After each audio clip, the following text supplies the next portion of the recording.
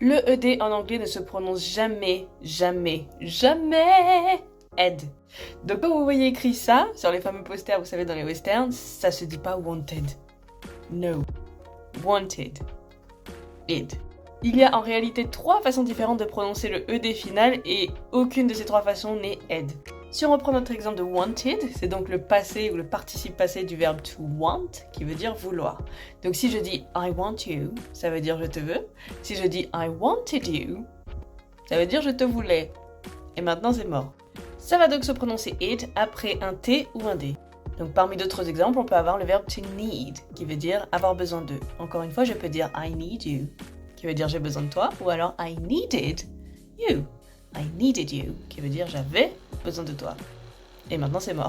La deuxième façon de prononcer le ED, c'est juste un son T. Qu'est-ce que ça veut dire juste un son T? Ça veut dire qu'il n'y a même plus de syllabes en fait. Le ED est mangé avec le reste du mot. Pour reprendre un exemple dont on avait déjà parlé, le verbe to work, travailler. I work veut dire je travaille, alors que I worked voudra dire j'ai travaillé ou je travaillais. Vous entendez? Worked. Le ED n'a pas une syllabe propre, il est mangé avec le reste du mot et donc on a un son kt à la fin. I worked.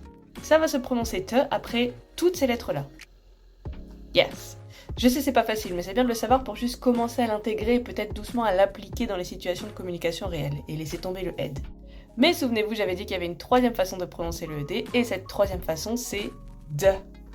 On suit exactement la même logique qu'avant, sauf que cette fois-ci c'est plus un son te, mais bien un son de.